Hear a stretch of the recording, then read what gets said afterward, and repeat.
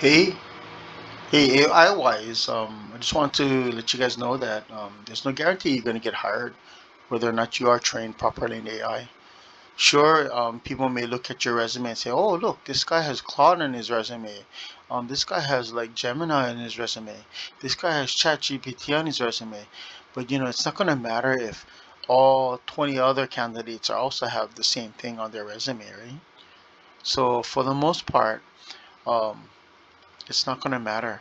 And if you're worried about a company who's just gonna nix you or throw you out of the running just because you don't have AI on your skill set, I think you probably don't want to work for that company in the first place, right? Because they're making poor decisions.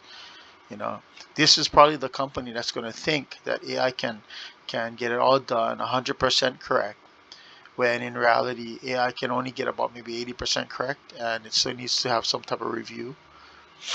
And then if you think that um, being certified is going to give you one extra layer of entry into the company, ask yourself this question: why isn't the company good enough that they're training their people on the specific AI that they need for them to run? And they're training them how to prompt.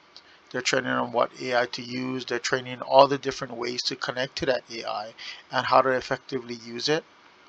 Right? Why aren't they doing that? Because you would think that they would rather have somebody who is intelligent, right? Who will stay with the company, not going to use the company as a stepping stone, right?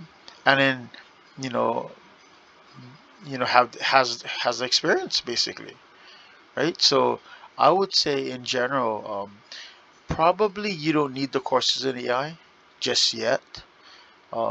You can wait a little bit longer to see what happens, and just like every other technology war, what will happen is after like a few months or years, a lot of the competing companies are going to die off, and only a few will remain.